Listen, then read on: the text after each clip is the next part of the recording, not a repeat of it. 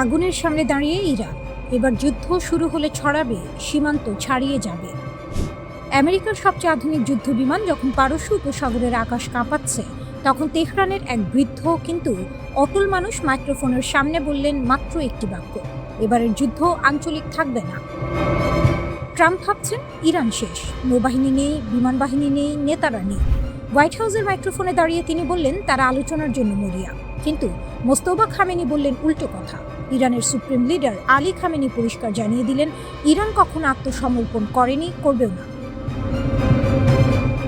তার ভাষায়, আমাদের ইতিহাস ও সভ্যতা এটাই বলে, হাজার বছরের পারস্য সভ্যতা যাদের শিরায় বইছে তারা হুমকিতে মাথা নত করে না। এই বার্তাটাই দিলেন তিনি।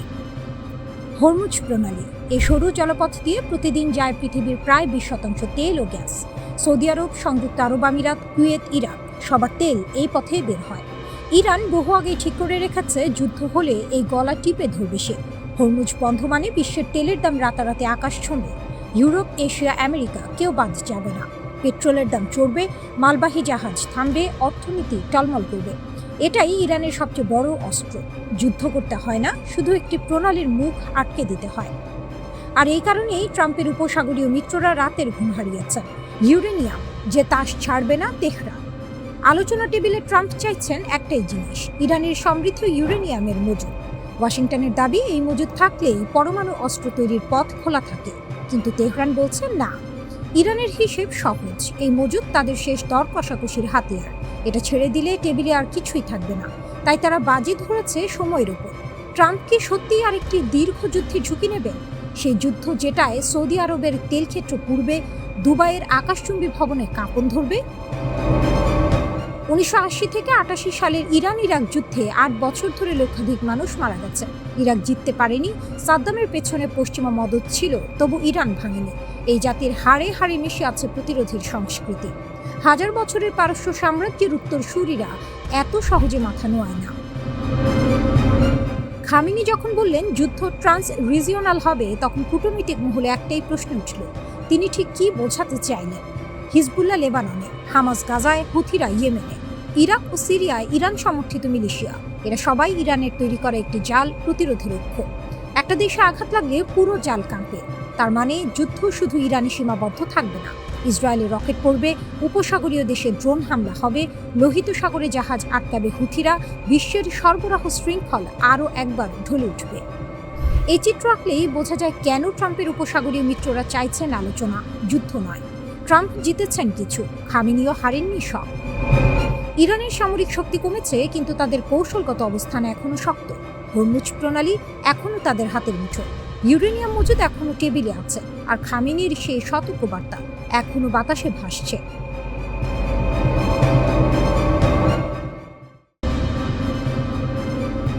অহংকারের পতন হয় নীরবে, বোমার শব্দে নয়, বরং সেই মুহূর্তে যখন বন্ধুরা মুখ ফিরিয়ে নেয়, প্রতিবেশীরা দরজা বন্ধ করে, আর শত্রু টের পায় যে সোনার খাঁচার পাখিটা আসলে একাই আছে। সংযুক্ত আরব আমিরাত ঠিক সেই মুহূর্তটা পার করছে, আর ইরান দূর থেকে দেখছে এবং হাসছে। মাত্র 50 বছর আগে মরুভূমির এক টুকরো রাজ্য, তেল এলো, পয়সা এলো, আর তার সাথে এলো উচ্চাকাঙ্ক্ষা। শেখ মোহাম্মদ বিন জায়েদের নেতৃত্বে আমিরাত নিজেকে গড়ে তুলল অন্যভাবে।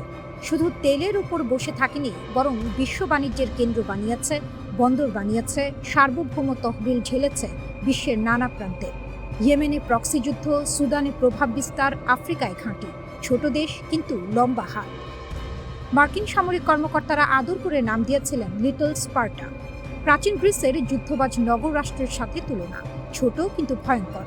কম সংখ্যক মানুষ, বিশাল সামরিক খরচ, আধুনিক অস্ত্র। আবুধাবি এই তকমাটা গায়ে মেখে গর্বিত হয়েছিল। কিন্তু গর্বের বাড়া ভাতে ইরান ছাই দিয়েছে। ইরানের একটি সিদ্ধান্ত, আমিরাতের বহু প্রশ্ন। ইরানের ইসলামিক গার্ড যখন উপসাগরীয় অঞ্চলের অবকাঠামোতে একের পর এক আঘাত করেছে, আমিরাত তখন বুঝতে পেরেছে তার সব হিসাব ভুল ছিল। বিশ্বের বড় বড় বিনিয়োগকারীরা আছে দুবাইতে, আন্তর্জাতিক বীমা কোম্পানি, প্রবাসী কর্মী, লজিস্টিক্স হাব, সবকিছু নিয়ে আমিরাত নিজেকে নিরাপদ বন্দর হিসেবে বিক্রি করেছিল। ইরান সেই নিরাপদ বন্দরেই ঢিল ছুঁড়েছে। বার্তাটা সরল: তোমার সম্পদই তোমার দুর্বলতা। বিনিয়োগকারীরা ভয় পেলে, বীমা কোম্পানি ঝুঁকি বাড়ালে, প্রবাসীরা চলে গেলে আমিরাতের চকচকে খরচটা থাকবে, ভেতরটা ফাঁকা হয়ে যাবে। এটাই ইরানের কৌশল, সরাসরি যুদ্ধ নয় বরং অনিশ্চয়তা তৈরি করা, ভয়টাই হাতিয়ার। বন্ধুরা গেল কোথায়? আমিরাত সবচেয়ে বড় ধাক্কা খেয়েছে মিত্রদের কাছ থেকে। রাশিয়া থেকে $বিলিয়ন বিনিয়োগ এসেছে আমিরাতে। যুদ্ধ নিষেধাজ্ঞায় পড়া রুশ ধনকুবেরা দুবাইতে আশ্রয় নিয়েছেন, কিন্তু সংকটের সময়ে মস্কো সামরিক সহায়তা দেয়নি। চীন উদ্বেগ প্রকাশ করে চুপ করে গেছে, আর ওয়াশিংটন মৌখিক আশ্বাস দিয়েছে, কিন্তু ইরানকে কার্যকরভাবে ঠেকানোর কোনো পদক্ষেপ নেয়নি। আমিরাতের প্রেসিডেন্টের উপদেষ্টা আনোয়ার গার্গাস সোশ্যাল মিডিয়ায় ক্ষোভ উগরে দিয়েছেন। দীর্ঘদিনের বন্ধুরা চরম সংকটে পাশে না দাঁড়িয়ে মধ্যস্থতাকারী সেজেছে। এই একটি পোস্টেই বলে দেয় আমিরাত কতটা একা। মোহাম্মদ বিন জায়েদ প্রতিবেশীদের ডাকলেন যৌথ সামরিক অভিযানে। সৌদি আরব এলো না, কাতার এলো না, ওমান মধ্যস্থতার পথ বেছে নিল। যে প্রতিবেশীদের আমিরাত একসময় নিজের ছায়ায় রাখতে চেয়েছিল, তারাই আজ মুখ ঘুরিয়ে দিল। বিপদের বন্ধুই আসল বন্ধু। আমিরাত সেই পরীক্ষায় একেবারে শূন্য পেল। ইরানের সহনশীলতা, আমিরাতের সীমাবদ্ধতা। আমিরাত পাল্টা হামলা করেছে, ইরানের ভেতরে বিমান হামলা চালিয়েছে, কিন্তু শক্তির ভারসাম্য ফেরেনি। কারণটা বোঝা কঠিন নয়। ইরান যুদ্ধের ক্ষয়ক্ষতি সহ্য করতে পারে অনেক বেশি।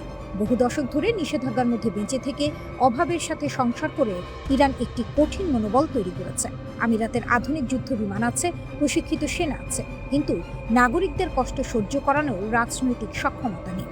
দুবাইয়ের ঝকঝকে জীবনযাত্রায় অভ্যস্ত মানুষ দীর্ঘস্থায়ী যুদ্ধের মানসিক প্রস্তুতি রাখে না। ইরান এই পার্থক্যটা জানে, তাই সে ভয়ের যুদ্ধ খেলছে। আমিরাতকে ক্লান্ত করো, অনিশ্চিত করো, একা করো।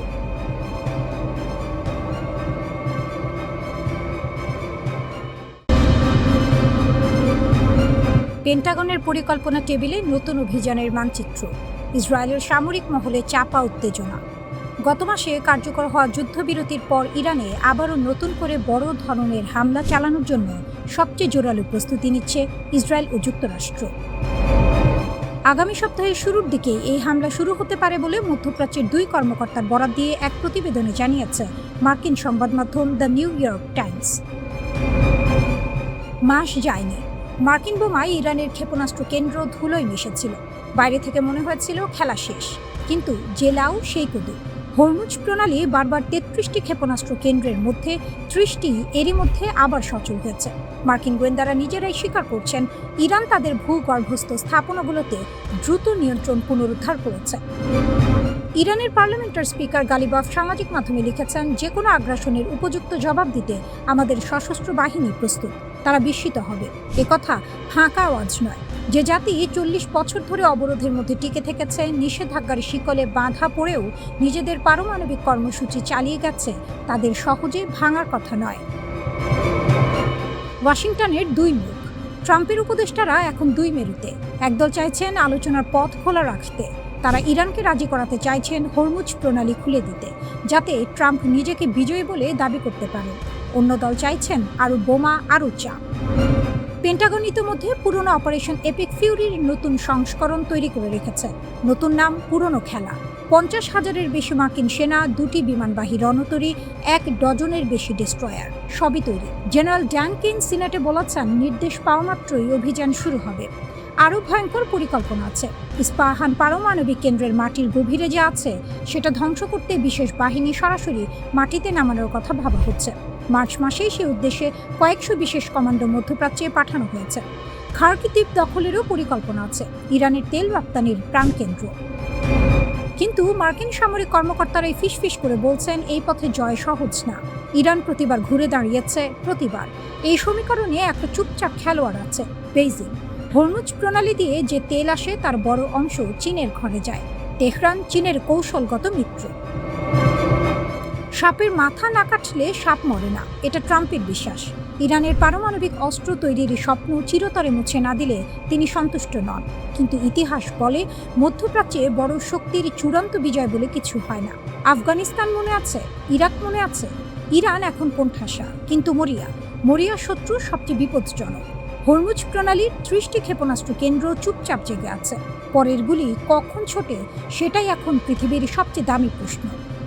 ইসরায়েলি সামরিক বাহিনী এবং দেশটির শীর্ষ নেতারা এর আগে জানিয়েছিলেন, মার্কিন বাহিনীকে সঙ্গে নিয়ে ইরানের বিরুদ্ধে তাদের এই অভিযানের মূল লক্ষ্য ছিল ইরানি শাসক গোষ্ঠীর সামরিক সক্ষমতা ধ্বংস করা, ইরানের পারমাণবিক ও ব্যালিস্টিক মিসাইল কর্মসূচি সহ দেশটির তৈরি করা সমস্ত হুমকি দূর করা এবং ইরানি জনগণের জন্য বর্তমান সরকারকে ক্ষমতাচ্যুত করার উপযুক্ত পরিস্থিতি তৈরি করা।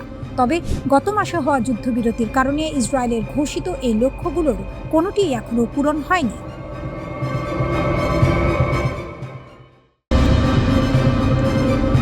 বেইজিংয়ে ট্রাম্প নতজানু, নয়াদিল্লিতে তেহরানের মাথা উঁচু, যুদ্ধ শেষে নতুন দুনিয়ার নতুন হিসাব। ইতিহাস কখনো কখনো একই দিনে দুটো ছবি আঁকে, পাশাপাশি কিন্তু সম্পূর্ণ বিপরীত। একদিকে বেইজিং, আমেরিকার প্রেসিডেন্ট ডোনাল্ড ট্রাম্প চীনের মাটিতে, পাশে বড় বড় ব্যবসায়ী, রাজনীতিক জাঁকজমক আছে, কিন্তু ভেতরে ফাঁকা। শরীরের ভাষা বলছে এই সফর আত্মবিশ্বাসের নয়, বাধ্যবাধকতার। অন্যদিকে নয়াদিল্লি, ব্রিক্স পররাষ্ট্রমন্ত্রীদের সম্মেলনে ইরানের পররাষ্ট্রমন্ত্রী আব্বাস আরাকচি, মাথা উঁচু, কণ্ঠ দৃঢ়, বার্তা স্পষ্ট। ইরান নিজের শর্তে দাঁড়িয়ে আছে, এক চুলও নড়েনি। দুটো ছবি, একটাই সত্য, 40 দিনের যুদ্ধের পর পৃথিবীর ক্ষমতার মানচিত্র বদলে গেছে। যে যুদ্ধ ইরানকে অপরাজয় প্রমাণ করল, 28 ফেব্রুয়ারি থেকে শুরু। আমেরিকা ও ইসরায়েল ঝাঁপিয়ে পড়ল ইরানের বুকে। পেন্টাগন ভেবেছিল দ্রুত, নিষ্পত্তিমূলক, পরিষ্কার জয়। তেহরান নতজানু হবে, নতুন মধ্যপ্রাচ্য গড়া যাবে। কিন্তু ইরান মাটি কামড়ে পড়ে রইল। 40 দিন ধরে বোমা সহ্য করেছে, ক্ষেপণাস্ত্র সহ্য করেছে, হরমুজ প্রণালী বন্ধ রেখে পুরো বিশ্বের জ্বালানি বাজারে কাঁপন ধরিয়েছে। শত্রুর একটিও কৌশলগত লক্ষ্য পূরণ হতে দেয়নি। 70 রাতের বেশি রাজপথে ছিল ইরানের জনগণ, ভয়ে নয়, প্রতিজ্ঞায়। প্রেস টিভির বিশ্লেষণ বলছে, এই সাফল্য শুধু ইরানের শত্রুদের চমকে দেয়নি, চমকে দিয়েছে মিত্রদেরও। রাশিয়া, চীন, যারা ইরানের পাশে থাকে, তারাও ভাবেনি তেহরান এতটা টিকে থাকতে পারবে, এতটা শক্তি দেখাতে পারবে। এই অপ্রত্যাশিত প্রতিরোধী ইরানকে বিশ্ব রাজনীতির স্বাধীন চলক বানিয়ে দিয়েছে। ট্রাম্প বেইজিংয়ে গিয়েছেন, কিন্তু এই সফর যা হওয়ার কথা ছিল তা আর নেই। তাইওয়ান নিয়ে চাপ দেওয়ার কথা ছিল, এখন সেই সাহস নেই। বাণিজ্য যুদ্ধে ছাড় আদায়ের কথা ছিল, এখন উল্টো ছাড় দেওয়ার আশঙ্কা। চীনের ওপর আধিপত্য দেখানোর সুযোগ ছিল, এখন সেটা স্বপ্ন মাত্র। কারণ ইরান যুদ্ধ আমেরিকার আসল দুর্বলতা ফাঁস করে দিয়েছে।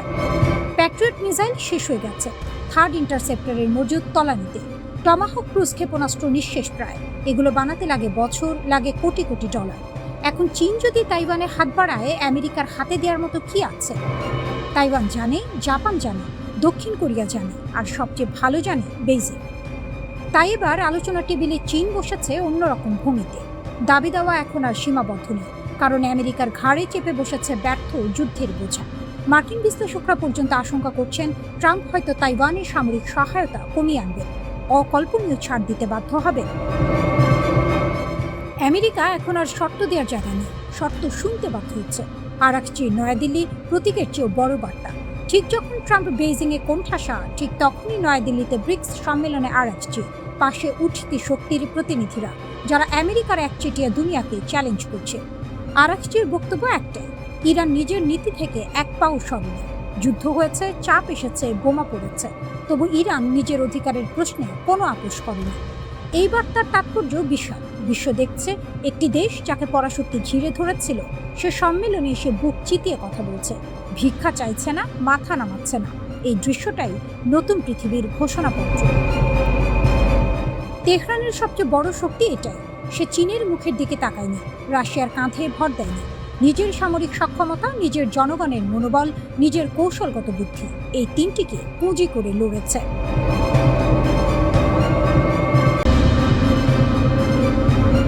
বিড়ালের গলায় ঘণ্টা বাঁধার সাহস কার আছে? দশকের পর দশক ধরে পশ্চিমা আধিপত্যের চাকার নিচে পিষ্ট হতে হতে বিশ্বের কোটি কোটি মানুষ এই প্রশ্নটাই মনে মনে পুষে রেখেছিলেন। আজ সেই প্রশ্নের জবাব দিতে এগিয়ে এসেছে পারস্য উপসাগরের এক অদম্য দেশ ইরান। শুধু এগিয়ে আসেনি, বুক চিতিয়ে দাঁড়িয়েছে। আর সেই বুকের ভেতর থেকে বেরিয়ে আসছে এমন এক হুঙ্কার, যার কম্পন অনুভব করছে ওয়াশিংটন থেকে তেল আবিব। ইরানের পার্লামেন্টের জাতীয় নিরাপত্তা ও পররাষ্ট্র নীতি কমিশনের মুখপাত্র ইব্রাহিম রাজাই সোশ্যাল মিডিয়ায় মাত্র একটি বাক্য লিখেছেন, কিন্তু সেই একটি বাক্যই যেন বিশ্ব রাজনীতির বুকে আগ্নেয়গিরির লাভা ঢেলে দিয়েছে। তিনি বলেছেন, ইরানের ওপর আবার হামলা হলে 90% পর্যন্ত ইউরেনিয়াম সমৃদ্ধকরণ হতে পারে। শুনতে প্রযুক্তিগত মনে হলেও এই 90% সংখ্যাটি আন্তর্জাতিক পরমাণু শক্তি সংস্থার ভাষায় অস্ত্রমানের ইউরেনিয়ামের একেবারে দোরগোড়ায় দাঁড়িয়ে থাকার সংকেত। অর্থাৎ তেহরান এবারে সরাসরি বলে দিচ্ছে পারমাণবিক অস্ত্রের চাবিকাঠি তাদের হাতের কাছেই আছে, শুধু তালা খোলার অপেক্ষা। এতদিন ইরান সবসময় বলে এসেছে তাদের পারমাণবিক কর্মসূচি শান্তিপূর্ণ, বিদ্যুৎ উৎপাদন, চিকিৎসা গবেষণা, বৈজ্ঞানিক উন্নয়নের জন্য। কিন্তু এখন সেই আনুষ্ঠানিক ভাষ্যের মুখোশ সরিয়ে তেহরান যে বার্তা দিচ্ছে তা স্পষ্ট।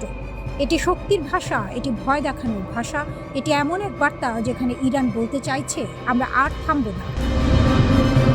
ইরান কখনোই তাদের পারমাণবিক ও ক্ষেপণাস্ত্র কর্মসূচি থেকে এক চুল পিছিয়ে আসবে না।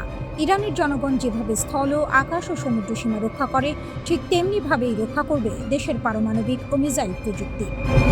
ইরান বলছে পারস্য উপসাগরে অস্থিতিশীলতার মূল কারণই হচ্ছে মার্কিন সামরিক উপস্থিতি। তেহরান কটাক্ষ করে বলেছে মার্কিন ঘাঁটিগুলো এতটাই দুর্বল যে নিজেদের নিরাপত্তাই নিশ্চিত করতে পারছে না, অন্যদের নিরাপত্তা দেবে কিভাবে? পার্লামেন্ট স্পিকার মোহাম্মদ বাঘের গালিবাফ এই উত্তপ্ত পরিস্থিতিতে আরেক দফা ঠান্ডা জল ঢেলে দিয়েছেন প্রতিপক্ষের ঘাড়ে। তিনি স্পষ্ট বলেছেন ইরানের সশস্ত্র বাহিনী এখন পুরোপুরি প্রস্তুত। যে কোনো উস্কানি, যে কোনো হামলা, যে কোনো আকস্মিক আক্রমণের জন্য বিকল্প পরিকল্পনাও তৈরি। আর সেই পরিকল্পনা দেখলে প্রতিপক্ষ বিস্মিত হবে। গত ফেব্রুয়ারিতে যুক্তরাষ্ট্র ও ইসরায়েলের যৌথ হামলার পর পরিস্থিতি যখন দ্রুত বদলে যাচ্ছিল, তেহরান পাল্টা জবাবে শুধু ইসরায়েল নয়, উপসাগরীয় অঞ্চলে মার্কিন মিত্রদের লক্ষ্য করে অভিযান শুরু করে। এরপর যখন হরমুজ প্রণালী বন্ধ হয়ে গেল, তখন বিশ্ব বুঝে গেল এটি কেবল আঞ্চলিক সংঘাত নয়, এটি বৈশ্বিক অর্থনীতির টুটি চেপে ধরার ক্ষমতার লড়াই। পাকিস্তানের মধ্যস্থতায় এপ্রিলে অস্থায়ী যুদ্ধবিরতি হলেও মূল প্রশ্নগুলো অমীমাংসিতই রয়ে গেছে। দুই পক্ষ প্রকাশ্যে কঠোর অবস্থানে অনড়। এক পক্ষ বলছে পিছাবে না, অন্য পক্ষ বলছে ভয় পায় না। আর এই দুই জেদের মাঝখানে বিশ্বের তেলের বাজার, শিপিং রুট আর বৈশ্বিক নিরাপত্তা সবই যেন ঝুলে আছে এক সুতোয়। যুক্তরাষ্ট্র ভেবেছিল চাপ বাড়ালেই ইরান নরম হবে, কিন্তু মধ্যপ্রাচ্যের এই অদম্য ঘোড়া উল্টো বার্তায় দিল যুদ্ধ চায় না, কিন্তু যুদ্ধ চাপিয়ে দিলে জবাব হবে দাঁত ভাঙা। ইরানের হুঙ্কারে আজ ওয়াশিংটন যেন ভেজা বিড়া, না পারছে পাল্টা হুমকি দিতে, না পারছে সরাসরি হামলায় যেতে। পরাশক্তির তালিকায় নতুন নাম লেখানোর দ্বার প্রান্তে দাঁড়িয়ে ইরান। ইসরায়েল আর আমেরিকার দুঃস্বপ্ন এবার বাস্তব রূপ নিতে চলেছে কি?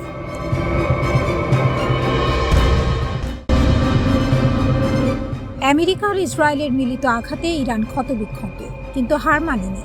বরং ক্ষতের যন্ত্রণা নিয়েই তেহরান এমন এক দাবার ছক সাজিয়েছে যা দেখে হকচকিয়ে গেছে গোটা উপসাগরীয় দুনিয়া। আহত বাঘ সবচেয়ে বিপজ্জনক, এই সত্য আজ হাড়ে হাড়ে টের পাচ্ছে রিয়াদ থেকে আবুধাবি। যুদ্ধের ধোঁয়া এখনো পুরোপুরি কাটেনি। মার্কিন ইসরায়েলি ক্ষেপণাস্ত্রের আঘাতে ইরানের অবকাঠামো বিধ্বস্ত, কিন্তু তেহরানের কূটনৈতিক মেরুদণ্ড টানটান। ইরানের পররাষ্ট্রমন্ত্রী যখন নয়াদিল্লিতে ব্রিক্স সম্মেলনে যোগ দিচ্ছেন, তখন একই সময়ে উপসাগরে ইরানি কর্মকাণ্ড চলছে অব্যাহত গতিতে। এটাই ইরানের রণকৌশল, এক হাতে কূটনীতি, অন্য হাতে শক্তি প্রদর্শন। সৌদি আরব পরিস্থিতি বুঝতে পেরেছে। রিয়াদের বিশ্লেষকরা একটাই কথা বলছেন, ইরান জাবান নয়, আহত হয়েছে কিন্তু নিঃশেষ হয়নি। তাই সৌদি আরব এখন বন্ধ দরজার আড়ালে এক অভূতপূর্ব প্রস্তাব নিয়ে মাঠে নেমেছে, একটি আঞ্চলিক অনাক্রমণ চুক্তি, ইরানকে কেন্দ্রে রেখে। মধ্যপ্রাচ্যের দেশগুলো এবং ইরানকে নিয়ে আগ্রাসন বিরোধী একটি চুক্তির প্রস্তাব দিয়েছে সৌদি আরব। ইউরোপে স্নায়ু যুদ্ধের সময় উত্তেজনা কমাতে করা 1970-এর দশকের একটি চুক্তির আদলে এই উদ্যোগ নেওয়া হয়েছে। ফাইন্যান্সিয়াল টাইমসের সূত্র জানাচ্ছে, রিয়াদ 1975 সালের হেলসিঙ্কি চুক্তির আদলে একটি নিরাপত্তা কাঠামো করতে চায়। ঠান্ডা যুদ্ধের সেই ফর্মুলা যেভাবে পূর্ব পশ্চিম ইউরোপের মধ্যে উত্তেজনা প্রশমিত করেছিল, তেমনিভাবে উপসাগরেও আস্থার ভিত্তি তৈরি করতে চায় সৌদি যুবরাজের সরকার। ইউরোপীয় কূটনীতিকরাও এই পরিকল্পনায় আগ্রহ দেখাচ্ছেন। এটা ছোট কথা নয়, ইরান বিরোধী শিবির থেকে স্বীকৃতি মিলছে যে তেহরানকে বাদ দিয়ে উপসাগরের সমীকরণ মেলে না। সৌদি আরবের অনাক্রমণ প্রস্তাবে একটি বিরাট ফাঁকি আছে। ইসরায়েলকে বাদ দিলে চুক্তি অর্থহীন, আর ইসরায়েলকে নিলে ইরান টেবিলে আসবে না। গাজা যুদ্ধের পর আরব জনমত ইসরায়েলকে সংঘাতের মূল উৎস হিসেবে দেখছে। ফলে এই আস্থার চুক্তি যেন চারদিকে দেয়ালের ঘরে আলো খোঁজার মতো। তবু ইরান নায়কের আসনেই থাকছে, শুধু শক্তি প্রদর্শনের জন্য নয়, কারণ পুরো অঞ্চলের নিরাপত্তার সমীকরণ তেহরানকে কেন্দ্রে রেখেই লেখা হচ্ছে। ইরানকে ছাড়া মধ্যপ্রাচ্যের কোনো শান্তির নকশা সম্পূর্ণ হয় না। এই বাস্তবতা এখন শত্রু মিত্র সবাই মানছে। উপসাগরের ঢেউ সাক্ষী, ঘায়েল ইরান এখনও দাবার ছকের সবচেয়ে শক্তিশালী খুঁটি। সৌদি আরব মূলত 1975 সালের ঐতিহাসিক হেলসিঙ্কি অ্যাকর্ডসকে মডেল হিসেবে ধরে এই নতুন চুক্তির খসড়া তৈরি করেছে। তৎকালীন সোভিয়েত ইউনিয়ন, যুক্তরাষ্ট্র ও ইউরোপীয় দেশগুলোর মধ্যে স্বাক্ষরিত ওই চুক্তি দ্বিতীয় বিশ্বযুদ্ধ পরবর্তী ইউরোপের সীমানাকে স্বীকৃতি দিয়েছিল। একই সঙ্গে সব পক্ষ মানবাধিকার রক্ষা এবং অর্থনৈতিক, বৈজ্ঞানিক ও মানবিক বিষয়ে পারস্পরিক সহযোগিতার বিষয়ে একমত হয়েছিল। আরব এক কূটনৈতিক ফাইন্যান্সিয়াল টাইমসকে বলেছেন, মধ্যপ্রাচ্যের জন্য এমন একটি চুক্তিকে বেশিরভাগ আরব ও মুসলিম দেশের পাশাপাশি ইরানও স্বাগত জানাবে। তবে ইরান এর আগে উপসাগরীয় দেশগুলোকে তাদের অঞ্চলে থাকা মার্কিন সামরিক ঘাঁটিগুলো বন্ধ করার আহ্বান জানিয়েছিল। বিশেষজ্ঞরা মনে করছেন, আরব দেশগুলোর সঙ্গে ইরানের উত্তেজনা কমাতে পারে এমন যে কোনো আনুষ্ঠানিক চুক্তির তীব্র বিরোধিতা করবে ইসরায়েল।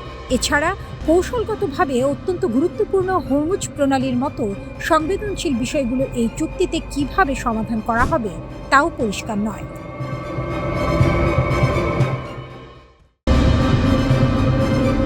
মধ্যপ্রাচ্যের আকাশে আবারও জমছে কালো মেঘ, কিন্তু এবার ঝড়টা যেন অন্যরকম, নিঃশব্দ, অদৃশ্য আর অনেক বেশি হিসেবে। প্রশ্নটা এখন সরাসরি, ইরান কি নতুন সশস্ত্র ফ্রন্ট খুলে এমন এক খেলা শুরু করতে যাচ্ছে যেখানে প্রতিপক্ষ বুঝে ওঠার আগেই ঘায়েল হয়ে যাবে? তেহরান যেন দাবার বোর্ড সাজিয়ে ফেলেছে, গুটি নড়ছে ধীরে, কিন্তু লক্ষ্য সরাসরি রাজা। ইয়েমেনের হুথিদের একটা সময়ে অনেকেই স্থানীয় বিদ্রোহী ভেবেছিল, কিন্তু সময় প্রমাণ করেছে সেই ছোট আগুনই আজ আঞ্চলিক শক্তির বিরুদ্ধে বড় চ্যালেঞ্জ। এখন প্রশ্ন উঠছে, ইরান কি ঠিক সেই পথেই হাঁটছে? নতুন আরেকটি প্রক্সি শক্তি, নতুন এক অদৃশ্য বাহিনী? যুক্তরাষ্ট্র আর ইসরায়েল যেখানে সরাসরি শক্তি প্রদর্শনে বিশ্বাসী, ইরান সেখানে খেলছে দীর্ঘমেয়াদী খেলা। তারা জানে, একটি সরাসরি যুদ্ধ মানে শুধু অস্ত্রের লড়াই না, বরং অর্থনীতি, কূটনীতি আর জনমতের লড়াইও। তাই তারা বেছে নিয়েছে অন্য রাস্তা। ব্রিগেডিয়ার জেনারেল মোহাম্মদ আকরাম ইনিয়া সরাসরি বলেছেন, নতুন ফ্রন্ট, নতুন অস্ত্র, নতুন কৌশল।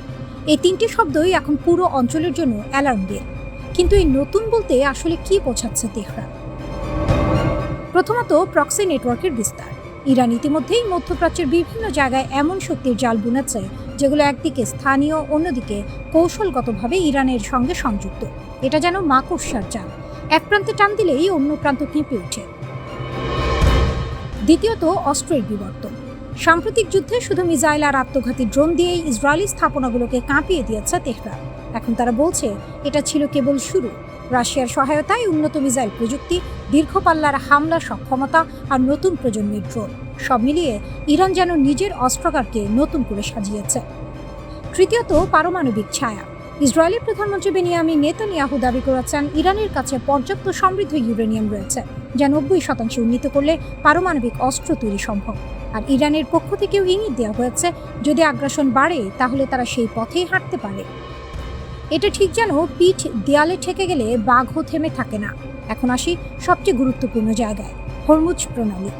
বিশ্বের জ্বালানির প্রায় 20% এই সরু জলপথ দিয়ে যায়, আর সেই পথ এখন ইরানের প্রভাবের মধ্যে।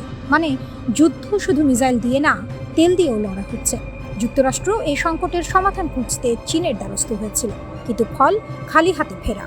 এটা যেন ঢাকঢোল পিটিয়ে যাওয়া আর নিঃশব্দে ফিরে আসা। এই ব্যর্থতা যুক্তরাষ্ট্রের কৌশলগত দুর্বলতাকে এই সামনে এনে দিয়েছে। অন্যদিকে ইরান সময়টাকে কাজে লাগিয়েছে নিখুঁতভাবে। যুদ্ধবিরতির সময়টাকে তারা ব্যবহার করেছে পুনর্গঠনের জন্য। নতুন কৌশল, নতুন পরিকল্পনা, নতুন প্রস্তুতি। এখন তারা শুধু প্রতিরোধ করছে না, তারা প্রস্তুত আক্রমণের জন্য। মার্কিন গোয়েন্দা রিপোর্ট বলছে, ইরান মধ্যপ্রাচ্য জুড়ে যুক্তরাষ্ট্রের সামরিক ঘাঁটিগুলোকে ঘিরে এক নতুন জাল তৈরি করেছে। মানে যুদ্ধ শুরু হলে সেটা হবে চারদিক থেকে চাপের খেলা। ইরান একা লড়বে না, তার নেটওয়ার্কে হবে আসল শক্তি। আর এই জায়গাতেই বদলে যাচ্ছে খেলার নিয়ম। আগে যুদ্ধ মানে ছিল দুই দেশের সেনাবাহিনীর মুখোমুখি সংঘর্ষ। এখন যুদ্ধ মানে একটি দেশের বিরুদ্ধে একাধিক অদৃশ্য শক্তির একযোগে আঘাত। এই নতুন বাস্তবতায় ইসরায়েল আর যুক্তরাষ্ট্রের জন্য চ্যালেঞ্জ অনেক বড়। আকাশে আবার যুদ্ধের দামামা। ইরানকে এবার ইউরোপ পর্যন্ত লড়াই টেনে নিয়ে যাচ্ছে। যুদ্ধের মেঘ কখনো থামে না, কখনো শুধু দিক বদলায়। আর সেই মেঘই এখন ঘন হচ্ছে ইউরোপের আকাশে। মধ্যপ্রাচ্যের আগুন কি এবার ইউরোপের দরজায় এসে কড়া নাড়ছে? ব্রাসেলস যখন হিসাব কষছে আতঙ্কের, তখন তেহরান দাঁড়িয়ে আছে এক অদৃশ্য কিন্তু ভয়ঙ্কর আত্মবিশ্বাসে। ইতিহাসের পাতায় নতুন প্রশ্ন, ইরান কি এবার যুদ্ধকে সীমান্তের বাইরে নিয়ে যেতে প্রস্তুত? একদিকে যুক্তরাষ্ট্রের প্রেসিডেন্ট ডোনাল্ড ট্রাম্পের ইরান যুদ্ধ পুনরায় শুরুর ইঙ্গিত, অন্যদিকে ইউরোপীয় ইউনিয়নের ভেতরে বাড়তে থাকা অস্বস্তি। সব মিলিয়ে যেন কূটনীতিক টেবিল উল্টে পড়ার উপক্রম। ইউরোপীয় কর্মকর্তারা এখন প্রকাশ্যে স্বীকার করছেন ইরানের বিপ্লবী গার্ড বাহিনী এর নেটওয়ার্ক নাকি ইউরোপ জুড়ে সক্রিয়। আর এই স্বীকারোক্তি ব্রাসেলসকে ঠেলে দিয়েছে এক অজানা দুশ্চিন্তার গহ্বরে। ইউরোপীয় পার্লামেন্টে আলোচনার সময় আইন প্রণেতা হান্না নিউম্যান সতর্ক করেন, ইরানের স্লিপার নেটওয়ার্ক এখনও পুরোপুরি ভাঙা হয়নি। তার ভাষায়, ঝড় থেমে যায়নি, শুধু দিগন্তে অপেক্ষা করছে। এই মন্তব্যের পর থেকেই ইউরোপের নিরাপত্তা মহলে শুরু হয় নতুন চাপা উত্তেজনা। কারণ ইরানকে এখন আর শুধু মধ্যপ্রাচ্যের শক্তি হিসেবে দেখা হচ্ছে না, বরং এক এক্সট্রা রিজিওনাল রিয়ালিটি হিসেবে। জার্মানির অভ্যন্তরীণ গোয়েন্দা সংস্থা পর্যন্ত সতর্ক করেছে, যুদ্ধ পরিস্থিতি আরও বাড়লে ইরান ইউরোপে তাদের কার্যক্রম আরও বিস্তৃত করতে পারে। বিশেষ করে ইহুদি ও ইসরায়েলি প্রতিষ্ঠান এবং ইরানি বিরোধীদের লক্ষ্যবস্তু হওয়ার ঝুঁকি নিয়ে তারা উদ্বেগ প্রকাশ করেছে। এখানেই প্রশ্ন ওঠে, ইরান কি সত্যিই আগুন নিয়ে খেলছে, নাকি তারা শুধু প্রতিরোধের ভাষা বলছে? তেহরানের পক্ষ থেকে আসা বার্তা অবশ্য একেবারে স্পষ্ট এবং তাতে কোনো দ্বিধা নেই। ইরানের বিপ্লবী গার্ড বাহিনী হুঁশিয়ারি দিয়ে বলেছে, যদি আবারও আক্রমণ শুরু হয় তাহলে এই যুদ্ধ আর মধ্যপ্রাচ্যে সীমাবদ্ধ থাকবে না, বরং তা ছড়িয়ে পড়বে তার বাইরে। একটি বাক্যে তারা যেন পুরো কূটনৈতিক মানচিত্র উল্টে দিয়েছে। যুদ্ধকে আমরা এবার আঞ্চলিক রাখবো না। এই কথার মধ্যে লুকিয়ে আছে এক কঠিন বার্তা। ইরান যেন বলছে, যুদ্ধ যদি দরজায় আসে তাহলে আমরা তাকে শুধু দরজায় থামাবো না। ইউরোপ যখন এই বক্তব্য নিয়ে বিশ্লেষণ করছে, তখন ট্রাম্প প্রশাসনের যুদ্ধ পরিকল্পনা নিয়েও নতুন ধোঁয়াশা তৈরি হয়েছে। একাধিক প্রতিবেদনে বলা হচ্ছে, ইরানের বিরুদ্ধে সামরিক অভিযান শুরু করার পরিকল্পনা থাকলেও তা শেষ মুহূর্তে স্থগিত করা হয়। আর এই স্থগিতাদেশের পেছনে মূল কারণ সম্ভাব্য ভয়ঙ্কর প্রতিক্রিয়া। মধ্যপ্রাচ্যের জ্বালানি অবকাঠামো, উপসাগরীয় স্থিতিশীলতা সবকিছুই এক বিস্ফোরক পরিস্থিতির দিকে যেতে পারে। আর সেই বিস্ফোরণের কেন্দ্রবিন্দুতে থাকত ইরানের পাল্টা আঘাত। ইরান অবশ্য এই পুরো পরিস্থিতিকে দেখছে ভিন্ন রকমভাবে। ভিন্ন চোখে। তাদের বক্তব্য অনুযায়ী যুক্তরাষ্ট্র যুদ্ধ থেকে সরে এসেছে কারণ তারা ইরানের শক্ত প্রতিক্রিয়ার ভয় পেয়েছে। ইরানের এই আইন প্রণেতা স্পষ্ট ভাষায় বলেন, শক্তিই একমাত্র ভাষা যা ওয়াশিংটন বোঝে, আর সেই ভাষায় ইরান কথা বলার জন্য প্রস্তুত। ইউরোপের ভেতরে এখন দ্বিধা, একদিকে নিরাপত্তার আশঙ্কা, অন্যদিকে রাজনৈতিক বাস্তবতা। ইরানকে থামাতে গিয়ে কি নতুন যুদ্ধের দরজা খুলে যাবে?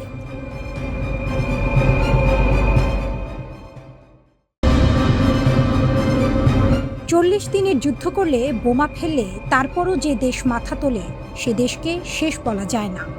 ইরান এখন ঠিক সেই জায়গায় দাঁড়িয়ে। একদিকে ট্রাম্পের ট্রুথ সোশ্যালে যুদ্ধংদেহী পোস্ট, অন্যদিকে পেন্টাগনের অপারেশন এপিক ফিউরি 2 এর পরিকল্পনার গুঞ্জন। তবু তেহরান টলেনি, মাথা নোয়নি, বরং পাল্টা বার্তা দিয়েছে। হুমকির ভাষায় কথা বললে জবাব পাবে, সম্মানের ভাষায় কথা বললে সম্মান পাবে। ইরানের পররাষ্ট্রমন্ত্রী আব্বাস আরাকচি ব্রিক্স সম্মেলনে দাঁড়িয়ে যা বললেন, সেটা কূটনৈতিক ভাষণ নয়, সেটা পোড়া মাটি থেকে উঠে আসা আওয়াজ। তিনি বলেছেন, আমেরিকার হুমকি নতুন নয়, দশকের পর দশক ধরে এই ভয় দেখানো চলছে, কিন্তু ফলাফল কি? শূন্য। 40 দিনের যুদ্ধে যা পেয়েছে তার চেয়ে বেশি পাবে না।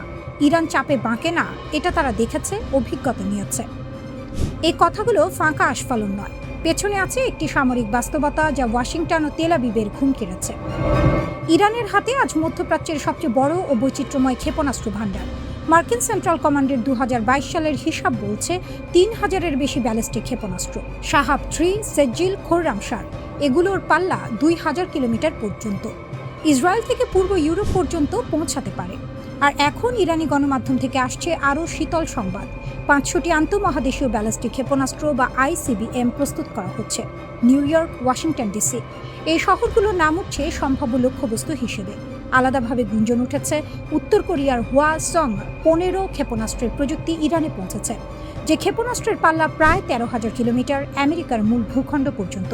নিশ্চিত প্রমাণ এখনো নেই, কিন্তু পশ্চিমে উদ্বেগের ঢেউ উঠেছে। ইরানের এই শক্তির ভিত তৈরি হয়েছে দশকের পর দশকে নিষেধাজ্ঞার বেড়াজাল পেরিয়ে চীন ও উত্তর কোরিয়ার সহায়তায়। পর্বতের গভীরে খোদাই করা ক্ষেপণাস্ত্র শহর, শত শত মিটার নিচে চাপা পড়া সুরক্ষিত ঘাঁটি, এগুলো ধ্বংস করা মুখের কথা নয়। 40 দিন বোমা পড়েছে, তবু সব শেষ হয়নি। অন্যদিকে ট্রাম্প সোশ্যাল মিডিয়ায় যুদ্ধ জাহাজের ছবি পোস্ট করেছেন, মানে ঝড়ের আগের নীরবতা। পেন্টাগন নাকি 3টি পরিকল্পনা নিয়ে ভাবছে। একটিতে ইরানের সামরিক ঘাঁটি ও অবকাঠামোয় তীব্র হামলা, দ্বিতীয়টিতে বিশেষ বাহিনী পাঠিয়ে ভূগর্ভস্থ পারমাণবিক স্থাপনা সুরক্ষিত করা, আর তৃতীয়টিতে হক দ্বীপ দখল, ইরানের তেল রপ্তানির প্রাণকেন্দ্র। প্রতিরক্ষামন্ত্রী পিট হেগসেথ কংগ্রেসে বলেছেন, প্রয়োজনে আরও বাড়ানোর পরিকল্পনাও আছে। কী পরিকল্পনা খুলে বলেননি, কিন্তু আলোচনার টেবিলে সব থমকে আছে। পরোক্ষ আলোচনা চলছে, কিন্তু দুই পক্ষই একে অপরের দাবিকে অবাস্তব বলে উড়িয়ে দিচ্ছে। ট্রাম্প চাইছেন ইরানের পারমাণবিক কর্মসূচি পুরোপুরি বন্ধ এবং হরমুজ প্রণালী খুলে দেয়া। তেহরান বলছে, আমেরিকার কথায় বিশ্বাস করার কারণ নেই, বহু বছর ধরেই তারা এই খেলা খেলছে, ফল মেলেনি। আগুনে পুড়লে সোনা যেমন আরও খাঁটি হয়, ইরানও যেন সেই পরীক্ষায় উত্তীর্ণ হওয়ার দাবি করছে। নত যেন না হওয়ার এই জেদ, এটাই এখন তেহরানের সবচেয়ে বড় অস্ত্র, ক্ষেপণাস্ত্রের চেয়েও হয়তো ধারালো।